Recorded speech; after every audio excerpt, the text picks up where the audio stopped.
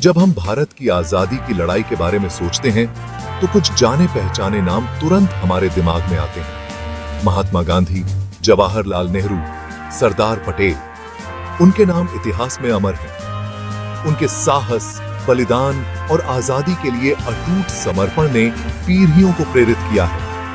लेकिन आजादी की लड़ाई सिर्फ इन बड़े नेताओं ने ही नहीं लड़ी थी। अनगिनत लोग जिनके नाम अक्सर इतिहास की किताबों में नहीं मिलते, उन्होंने भी ब्रिटिश साम्राज्य को उखाड़ फेंकने में महत्वपूर्ण भूमिका निभाई। ये गुमनाम नायक अपनी मातृभूमि के प्रति अटूट प्रेम से प्रेरित होकर आजाद भारत के लिए अपने जीवन और आजीविका का बलिदान दे दिया। तमिलनाडु का एक नौजवान तिरुपुर कुमारन इन गुमनाम नायकों के अदम्य साहस का प्रमाण है। 1932 में ब्रिटिश राज के खिलाफ एक विरोध मार्च के दौरान कुमारन ने भारतीय ध्वज को ऊंचा लहराया, जो औपनिवेशिक शासन के खिलाफ चुनौती का प्रतीक था। पुलिस ने जब उन पर बेरहमी से हमला किया, तब भी उन्होंने झंडे को जमीन पर नहीं गिरने दिया। घायल अवस्था में कुमारन ने अंतिम सांस ली, तब भी झंडा उनके हाथों में मजबूती से जकड़ा हुआ था। उनके बलिदान ने भारतीयों के दिलों में आग लगा दी। यह एक अटूट संकल्प का प्रमाण था, जो अंततः अत्याचार की जंजीरों को तोड़ देगा। 70 साल की उम्र में मातंगिनी हाजरा ने भारत छोड़ो आंदोलन के दौरान प्रतिरोध की भावना का परिचय दिया। 1942 में जब आजादी का आह्वान अपने चरम पर था, हाजरा ने पश्चिम बंगाल के मिदनापुर में निहत्थे ग्रामीणों के जुलूस का नेतृत्व किया। उनका उद्देश्य स्थानीय पुलिस स्टेशन पर भारतीय ध्वज फहराना था, जो ब्रिटिश सत्ता को सीधी चुनौती थी। पुलिस की गोलियों की बौछार का सामना करते हुए हाजरा आगे बढ़ती रही। उनका कमजोर शरीर घावों से भरा हुआ था। जब उन्होंने अंतिम सांस ली, तब भी उनके होठों से वंदे मातरम, भारत माता की जय के शब्द निकले, जो उनके राष्ट्र के प्रति अटूट समर्पण की मार्मिक याद दिलाते हैं। आंध्र प्रदेश के जंगलों में अल्लूरी सीताराम राजू ने अंग्रेजों के खिलाफ एक छापामार अभियान का नेतृत्व किया, जो उनके अत्याचारी शासन को चुनौती देता था। राजू ब्रिटिश शोषण के तहत आदिवासी समुदायों की दुर्दशा से बहुत परेशान थे। उन्होंने औपनिवेशिक प्रशासन के खिलाफ विद्रोह का आयोजन किया। इलाके की उनकी जानकारी और उनकी रणनीतिक प्रतिभा ने उन्हें एक दुर्जेय दुश्मन बना दिया। राजू की सेना ने ब्रिटिश चौकियों पर साहसिक हमले किए, हथियार और गोला बारूद जब्त किए। हालांकि उनके विद्रोह को अंततः अंग्रेजों की बेहतर अग्निशक्ति ने कुचल दिया, लेकिन उनकी बहादुरी और अपने लोगों के कल्याण के प्रति उनकी अटूट प्रतिबद्धता आज भी भारतीयों की पीढ़ियों को प्रेरित करती है।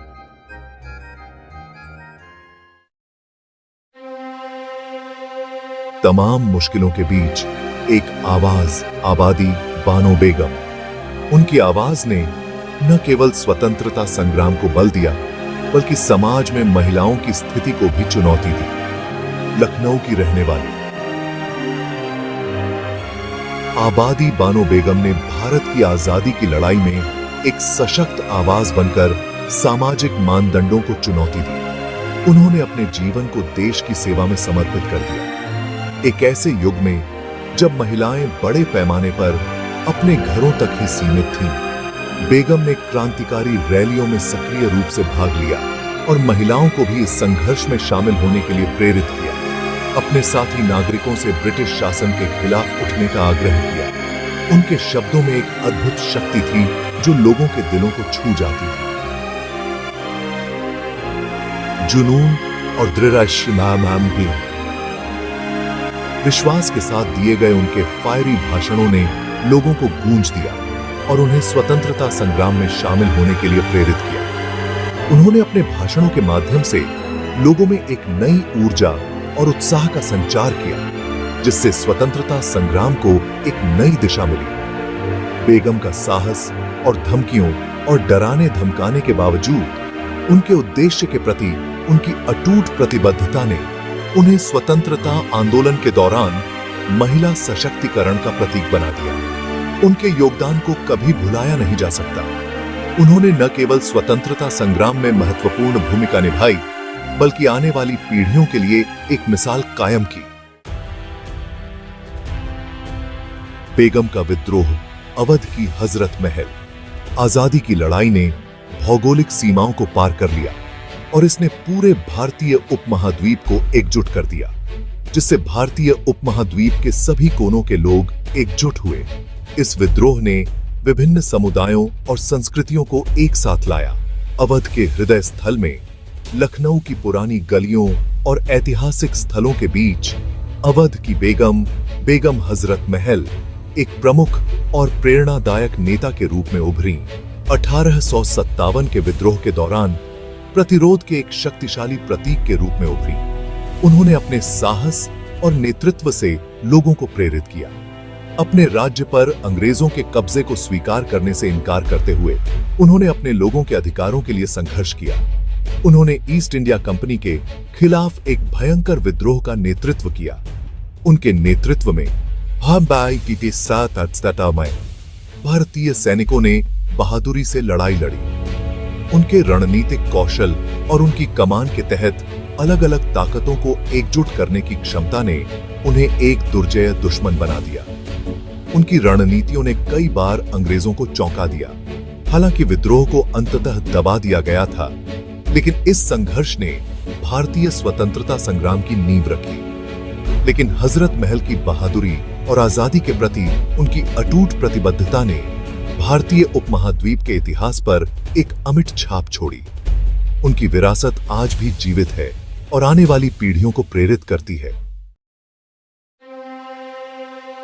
सीमाओं के पार एक क्रांतिकारी, पा रंजीत। आजादी के संघर्ष में ऐसे व्यक्तियों का भी उदय हुआ जिन्होंने एक न्याय संगत और न्यायपूर्ण दुनिया की तलाश में राष्ट्रीय सीमाओं को पार कर दिया।